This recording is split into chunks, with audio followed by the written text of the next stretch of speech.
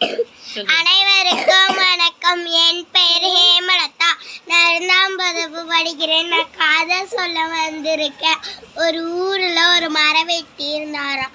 மரம் வெட்டி விறகாக்கி அதை வித்துட்டு அதில் வர காசில் மரகு வித்துட்டு அதில் ஒரு காசில் வரத்துல வீட்டுக்கு தேவையான பொருள் வாங்கி அவங்க சாப்பிட்டாங்க. ஒரு நாள் மரத்தை வெட்டும் போது அவர் கோளாறு தெரியாமல் தண்ணிக்குள்ளே விழுந்துருச்சான்.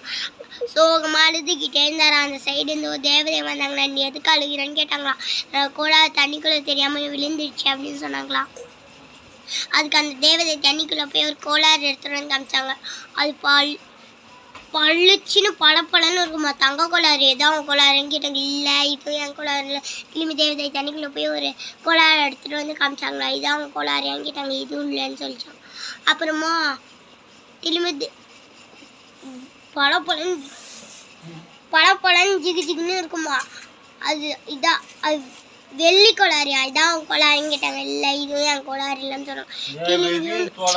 தேவதை தண்ணிக்குள்ளே போய் ஒரு கோளாறு எடுத்துட்டு வந்து காமிச்சாங்க.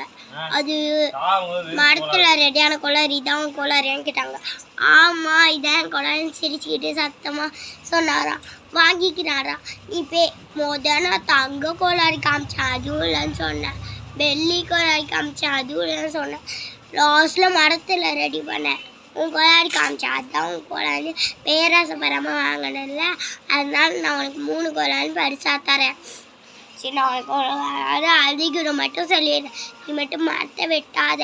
மரத்தை வெட்டினா எப்படி மழை பெய்யும், குடிக்க தண்ணி கிடைக்கும், காட்டு விலங்கெல்லாம் காட்டில் இருக்காமல் ஊருக்கு வந்து கடிச்சு சாப்பிட்றோம். டிவியில் ஃபோன்லலாம் பார்க்குறோம்ல, கடிச்சு சாப்பிட்றோம். மட்டும் மரத்தை வெட்டாத. மரத்தை நிறையா உருவாக்கணும், காட்டை நிறையா உருவாக்கணும்.